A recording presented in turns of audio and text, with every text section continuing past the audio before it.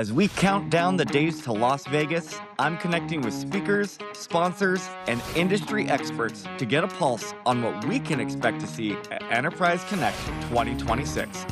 Hello, I'm Robin Gareiss. I'm CEO of Metrigy, and we're a research and advisory firm that looks at, a lot of different things, but really focusing in on customer experience, AI, and employee engagement. Robin, it is good to be with you today. I am, of course, a huge fan of you and the work that you and your team do. Likewise. You are no stranger to Enterprise Connect. You've got some things you'll be leading there this year. Of course, you and your team will be on site. As we count down the days, I would love to pick your brain on a couple topics and also kind of set the stage for what people can expect from our time together in Las Vegas this year. Yeah, I think, interesting fun fact, I think I've been to every single Enterprise Connect, and I've been to every single VoiceCon from when they started, so it's kind of crazy. You've seen the iterations. Seen it all, yeah. Now we enter the Vegas era. I know. I'm kind of bummed. I'm kind of bummed that we're not going to be back at the familiar, all the familiarity of the Gaylord. But hey, moving on. I was thinking this is like apparently what people like us think about on the weekends. I was there getting ready Saturday morning. I was like, should I bring up how we're going to be feeling the absence of not being able to gather at Wreckers? What's going to be the void that people who've been there year after year will be feeling at Enterprise Connect? Yeah, it's just like not having those spaces where everyone knows where everything is. Like, oh yeah, I'll meet you over there. I'll meet you in front of this coffee shop or over here in front of the ice cream shop. Everyone knows where it is. And now, you're going into Vegas and there's different hotels and there's, we're not going to all be contained. So it'll be interesting. But it's a good venue. I'm excited about sure. a number of things that are planned for this year. Maybe on that front, so there's of course, a million and one things that will be explored at Enterprise Connect this year. I think it's easy if you've never been before to step in and have shiny object syndrome. It's like, what's the technology I go see? What are the sessions that I'm in? So I'm hoping we can focus a little bit of what people can expect. And there's a few things particularly for you I've got in mind. First is this, and it feels like it comes up in almost every conversation right now, but it's around reconciling what to do with AI, most importantly, moving towards ensuring that it's driving outcomes. So to that end, where do you see AI driving meaningful improvements in customer experience? And maybe where are organizations getting stuck, even if they've already made heavy investments? So where's it working, and where are people finding some points of friction or frustration? Yeah. So I guess there's a couple ways I can answer that. I mean, where they're finding success, we could look at the technologies or the metrics that they're using to look at, success. Where the biggest improvement, the biggest metric, I'll start there, that they're seeing improvement in is actually customer satisfaction improvements. So they actually do see improvements in customer satisfaction. That's not necessarily because the customers are themselves using AI, but the impact that AI has on those interactions. Agent Assist, which is one of the technologies I think is doing the best, as an example. We're seeing some pretty measurable increases in sales, just really being able to use AI to help drive sales. I'd say the area where they're being, I know we hear a lot about it, but if you look at costs, and companies will oftentimes say, oh, we're reducing costs because of AI. I'd like to know how they're measuring that, because they're also investing in the technology.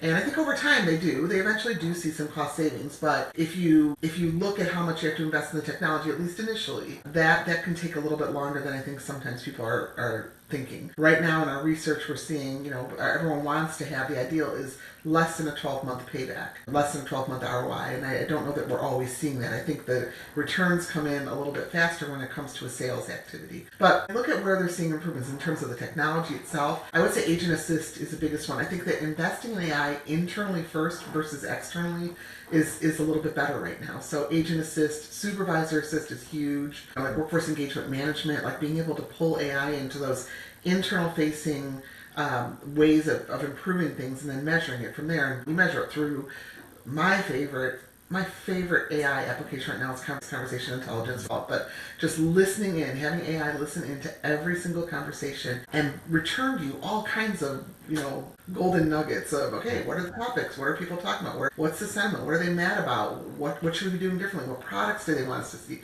What are they saying about our competitors? There's all kinds of things you can get out of that. And I think we are just scratching the surface there. So I think that's one where you can see a lot of improvement. In terms of where people are getting stuck, or where there's, potentially problems, I am going to say, still to this point, customer-facing AI agents, and I know that that's where people are investing a lot right now, but when you ask consumers, and we do in our consumer-based research, I'll give you one data point that it was kind of shocking to me, frankly. We ask consumers, first of all, what's your preference? Interacting with humans or AI agents? 85% said humans over AI. I knew it would be humans over, I knew that it would be more human than AI, but I didn't think it would be that much. So 85% said humans over AI agents. And then when we said, well, even if you were assured your problem will be resolved, what would you do? 80% said humans over AI. So not much of a difference there. There's still a big propensity to want to talk to and interact with humans. So I think that's an area where we still need, and it's not so much a technology problem, it's just getting consumers to want it, getting consumers to embrace it. And other couple things I guess I would just point to, maybe orchestration is still something that I think is very tricky for companies. I think that depending on what kind of orchestration you're looking at, whether it's channels or between applications or between platforms, I think that gets very complex, and we're still having problems there, like all those integrations and orchestration. And one thing that we don't talk a lot about, and I don't know that companies are spending huge amounts of money on it, but I don't think they're spending enough attention on it, is change management. So we're doing all this new stuff with technology. How much are we focusing on the change management? Yeah. Robin, three things I'm going to reinforce about what you said. One is getting really clear on the value that we can drive from these types of technologies, and then recognizing the time to recognizing that value might be a little bit longer than we expect. That's right. Is important. Second, to get there in the first place, one of the things that I've been looking at is actual adoption. If we're putting these tools into place, are our employees using them? If it's customer facing, are they using them? And how do we learn from that? Because until we see that happen, we can't fine tune. I agree with you though in terms of where's some of the exciting and the greatest potential right now is in a lot of ways employee facing. If we think about a lot of the stuff that's holding organizations back, there are just gaps in information and resources that people are maybe spending time on. They're not totally confident on where to find it. And those little wins can have a compounding effect over the long term. So I'm with you there. I'm curious. So we talked a little bit about some of the benefits there. You mentioned cost. I think there's of course the other side of other ways that it can drive growth, whether that's sales, whether it's through efficiency. When it comes to AI in practice, what trade-offs do you think organizations need to understand before expecting to see both cost or growth kind of be an outcome for them? I think that everyone has to realize that they have to take risks and make investments. I mean, not everything's going to work out the way you thought, and you're probably going to have to spend a little bit more money than you thought. So you have to go into it with that in mind. You just have to accept that. The other thing I would say is that you need to reset your benchmarks. So don't come into a new deployment of technology, particularly AI and CX, with the outcome already set in stone. I think it's good to think about what you want your outcome to be and what you're going to measure and all that, but don't be so rigid about it. So a lot of companies that we work with, for example, they think, hey, we're gonna do agent assist, and we're expecting our average handle time to drop. And if you're looking at like for like, if you're not going to have any change management, right, you're not going to change anything, just like for like, yes, it's going to drop by about 28%. But when we ask companies this question, how did your average handle time change? More companies than not said, it was 49% said it actually increased. Then the others were decreasing flat, but most, the highest percentage said increase. And the reason for that is because no one keeps doing like for like. So that call that took me before 10 minutes to solve, now maybe takes me 6 minutes, or 7 minutes to solve. And I've got an extra 3 or 4 minutes. What am I going to do with that time? And that to me is fascinating because I think this is a lever you can pull in the contact center. So now if it's really busy, it's a really busy day, we're not going to do anything else. We're going to get on the next call, and make sure that our hold times are low. But if it's a slower day, whoa, now I can do other things. And the number one thing people are doing is actually not upsell. I thought it would be upsell. That's number 2.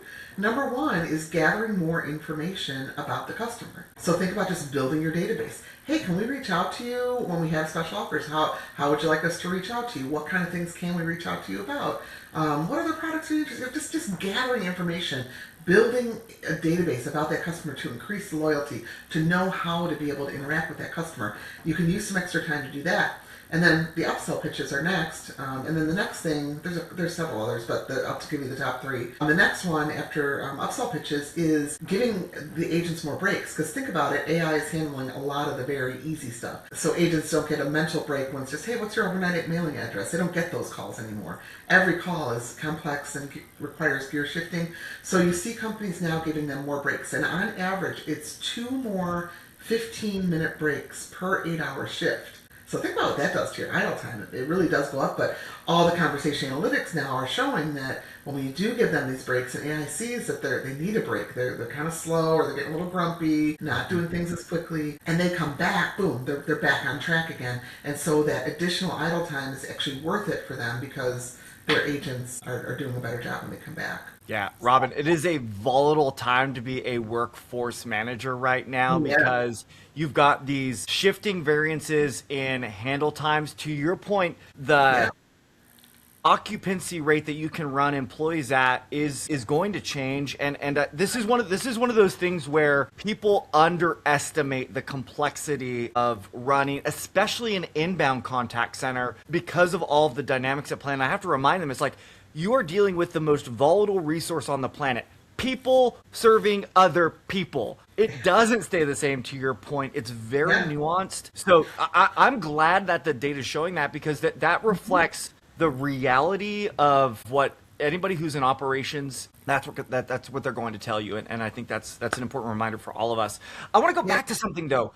You mentioned that one of the key pieces here is change management, and amen to that.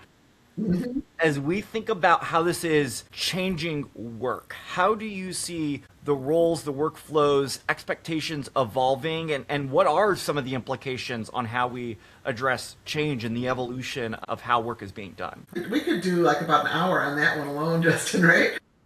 What's the soundbite? And then people are going to have to come find you at Enterprise Connect, sit down with you for coffee, and maybe get some more. Yeah, that's right. When it comes to roles, one of the big ones that I look at a lot is supervisors in a contact center. So any supervisor role, I think that's a role that's changing the most because of how much AI is doing for them in a good way.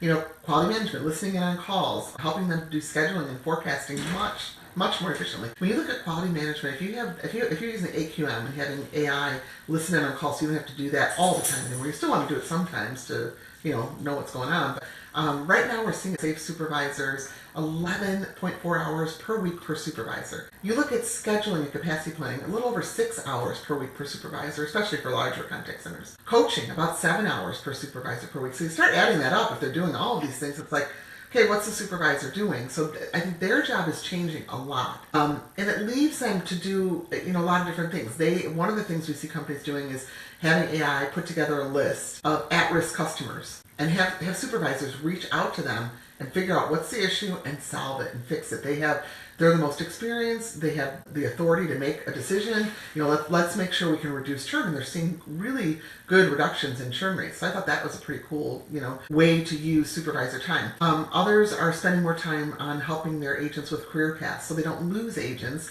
If they don't want to do the customer service agent thing anymore, they can go into another area of the company, product development, sales, marketing, whatever it might be. So that's pretty good. You don't want, you think about a contact center agent, they know everything about your company, they know about your products, your services, your good and your bad, your competitors. You want to keep those people. So that's another area we see them focusing on their supervisors. And even just like spending more time reviewing analytics so that they can actually act on things that are happening and make improvements rather than, oh yeah, we've got all this data, but no one has time to look at it to make a decision on what to do, So I think that's definitely changing. I don't see huge layoffs right now of supervisors, but I do see a reduction on attrition. So if somebody leaves, not necessarily replacing that supervisor, but changing ratios. So where they used to be maybe a 1-to-10 ratio, now they can be up to 1-to-20, 1-to-24, I've seen. So definitely supervisors can manage more people now because AI is doing some of the work that they would have needed to do before. Another thing I would say is there's a change in agents in that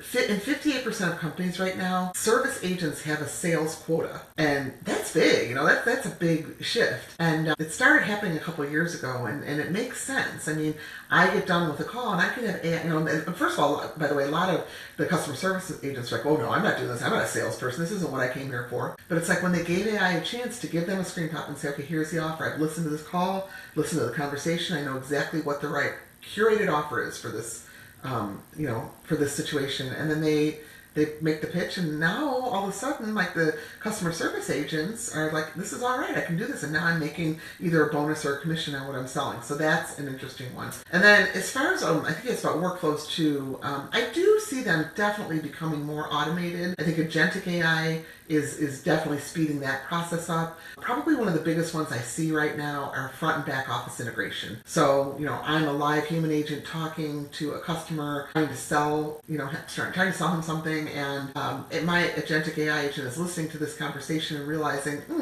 this company may not have the credit limit to buy the price of the product that Robin's talking to them about. So I'm going to go back on my own without anyone prompting me. I'm going to check ERP. I'm going to check this customer's credit level and see if they can buy this. And if they can't, I'm going to either, I'm going to do what I need to do to get their credit limit raised if it's possible. And if all that happens in the background, I never even knew it happened. Now when they say, yeah, let's do this, and I put in the order, they can get it. So it's pretty cool. So stuff like that, I think we're going to see more of that moving forward. Yeah, a few themes I love, even thinking about my time running contact centers. Having supervisors who aren't chained to the checklist is an incredibly freeing thing, so that they can be engaged and involved in developing their team is so valuable. That is the best use of those individuals if we equip them in the right way. So love that. You flashed me back to the mid-2000s when I remembered having to build a training for my team that was customer service to say that sales is just really good customer service. There's a lot of you're going to be okay moments in that. So I can empathize with those teams who are feeling that pain in this moment. But it is really cool to think about the evolution and the maturing of the workforce that is able to come out of this. And it's shifting. It's going to continue to shift. And the teams that are willing to lean in to try things out, to experiment and iterate, they're the ones that I think will be successful as things stabilize. Totally agree. Yeah. Two more bits of insight I want to get from you, and I want to shift specifically to this year's Enterprise Connect. First thing is this. Lots of topics will be discussed there, but as you look at the conversations that are happening, what do you think is a topic that if you were a CX leader, you would lean into the most? And maybe what's one thing that you would approach with a dose of skepticism? Okay. I would say the things I would really want to be leaning in on, I already mentioned because I love this topic, is conversation analytics. So, really be looking at those analytics of every call. You can get so much information out of it that you won't only use in the contact center, you can use everywhere. You can use in sales and marketing, product development. Executives can be using to make decisions about the company. I mean, this is golden information. So that would be a big area I would look at. I would want to look a lot at, how are companies measuring success? Look at sessions that are going to help you to determine how can you measure success and what are the benchmarks? What should I be expecting, based on what everyone else is seeing? Anything on change management I do think is important. I think that that's an undervalued area right now. And the area I'm very skeptical on right now is replacing humans with AI. I feel like it's kind of like a couple of years ago everyone was saying, oh, voice is going away. There's going to be no more voice. Frontier Airlines doesn't have voice anymore on their customer service, so nobody's going to be using voice. I remember being at one of the largest contact center vendors had a conference, and they were all pitching that, oh yeah, voice is going away. And I'm going, no, it's not. It really isn't. And it's not. In our data, 82% of all interactions in this past year have gone through voice, either initially or as an escalation. Yeah. And that voice, by the way, could be an AI agent voice. But I'm just saying, most of it is live human. So we are seeing a lot of voice, but that's not. My point is really replacing humans with AI, and I'm just not seeing it. Yes, we will replace some workflow with AI in the contact center. We are still seeing a large number of, the largest percentage of companies are continuing to hire in the contact center, even if they have AI. It's just that they're not hiring as many. So if, this year, normally I would have to hire 200 more agents per year. But with AI, I only have to hire 70. Those are the kinds of conversations we're seeing. So there is growth. We still see companies wanting humans to be interacting with customers, and I don't think it's going to be a full-out replacement of humans with AI. I do think there's going to be functions that AI can do more efficiently, but that's something I'd be a little skeptical about. Yeah, I am also team. I don't see AI replacing people in the way that the headlines maybe allude to. Right. I also feel, and you mentioned this, so maybe we're in the same camp here. I suspect one of the words that solution providers will cling to this year is outcomes. And my challenge and pressure test is make that real. Don't just say you're driving outcomes. To your point, Robin, go to the sessions where people can actually show it. There's evidence. It's defensible. It's not a pipe dream. I think we're now entering the era where that's going to matter a lot on how well organizations can actually show what is kind of being the fruit of all of these efforts. Totally. And that, honestly, with our research, that's kind of like a cornerstone of our research, is just making sure that we're finding out, like, how are your business metrics changing through the use of this technology? That's how we can tell where you're getting the biggest bang for your buck. You know, and there are certain technologies where you're not, and there are others where it's like, whoa, why aren't you using this? You know, I totally agree with you on that. We have to look at what the outcome is. What are the metrics that are going to change? Yeah. Robin, last question for you. If I am brand new to Enterprise Connect, what is one thing that you would say a successful attendee does differently to ensure that what I hear at the conference turns into action once I get back home? That's a good one. Well, a lot of it's self-discipline, right? A lot of it is just, what did you learn, and go do, go act on it. I would say, boy, probably the biggest thing, and it really goes along with what we just talked about, the outcomes, is if you're going to use a new technology, well, a couple things. First of all, don't just use a new technology because you heard about it and you thought it was really cool. Make sure that you're, determining what are your business problems or opportunities that this technology could potentially solve. You have to have a problem or an opportunity first. So make sure of that. And then once you decide to use a new technology, figure out what you're going to measure and what your baseline is today, and then measure it on regular intervals so that you can show change. Hopefully that change is improvement. And now you're saying, okay, hey everybody, we invested X amount of dollars into this new technology, and look at what we're seeing. Look at the improvements we're seeing in these 5 metrics that we decided we were going to measure from the before and after. If it's not as good as you thought, it's circular. Okay, great. We implemented the technology, we measure, we're analyzing, we're going to make a change and improve, and keep going around that circle, and you're going to keep that continuous improvement if you do that.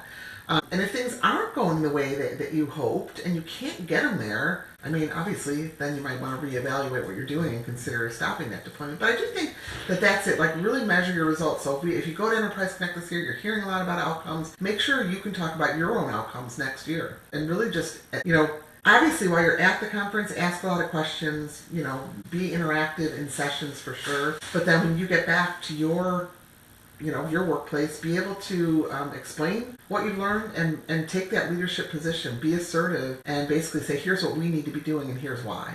Make sure you can answer that before you leave the conference. Robin, such good advice. I expected nothing less from you. I appreciate you indulging my questions as we look forward to Enterprise Connect. I'm excited to see you there, to learn from you there, and hopefully people who watch this will be part of one of your sessions because you have some good ones planned for this year's event. So I will see you in Las Vegas. Looking forward to it, Justin.